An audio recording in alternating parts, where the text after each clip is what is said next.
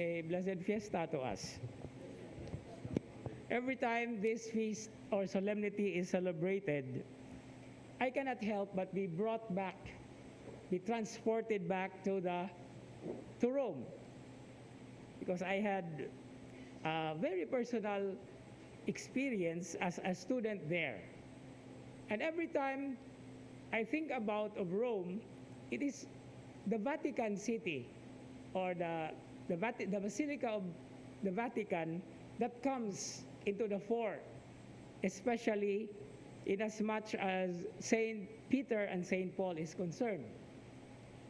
What is so interesting about this Vatican Basilica are the two huge statues of Saints Peter and Paul.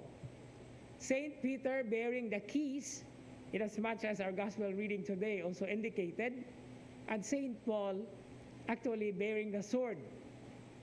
Precisely, not only because he was persecuting the church before he was converted, but he really died by beheading. In fact, there is one beautiful place in Rome, outside Rome, that is called Tre Fontane, or Three Fountains. Because according to the story, when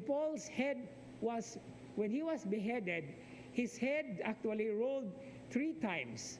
And in every place where the head fell, there came a fountain. So there are 3 fountains there. This very beautiful experience that I had as a student there always constantly bring me back to the pages of scriptures, precisely because Saint Peter, being the so-called prince of the apostles, and Saint Paul, being the apostle to the Gentiles, represent, they represent, the two of them, and they remind us of our faith as universal.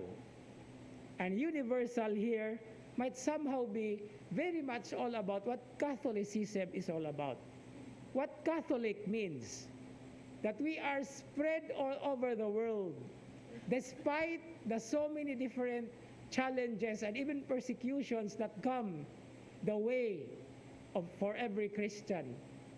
We also are subjected to so many kinds of martyrdom. And this is the way that we witness to the faith.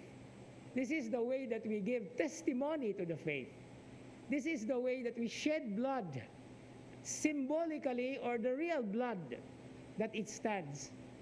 But what's beautiful is this blood, whenever it is actually being shed, o giula nga dugo, will never be a waste, because it continues to shower or to water the faith that is planted all over the world.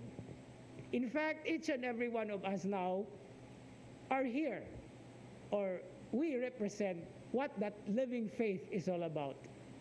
We continue to shed blood in so many different ways, precisely because of the so many different challenges that come our way, and most especially when our faith is put to the test.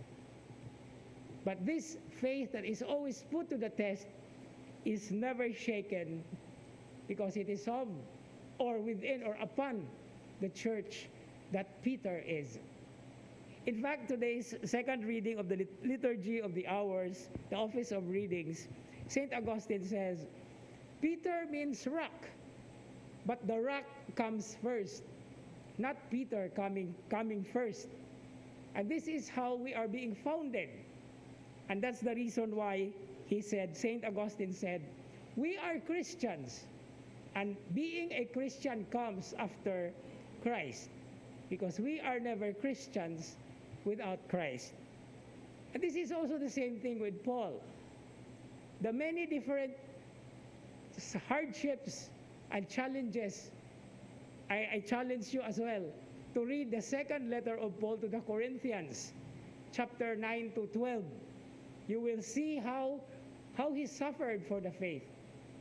And accordingly, kini silang duha, Peter is very beautifully presented in the sense that he denied Christ 3 times, and he also confessed Christ 3 times after the resurrection. No, ang naisala, bawion gyud kanunay. And what about Paul? Paul persecuted so many Christians before his conversion.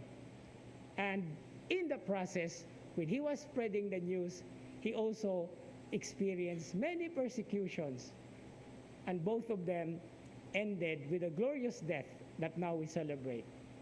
And that is also something that we have to look into or to look forward to. Siguro dili man karon dayon, but there are many ways of martyrdom in our lives. And some of you are experiencing it right here and now, and some are still waiting, so that the faith that we profess will never be wasted. And it will never be wasted because with Peter and Paul, it had already flowered, whether we like it or not. Amen.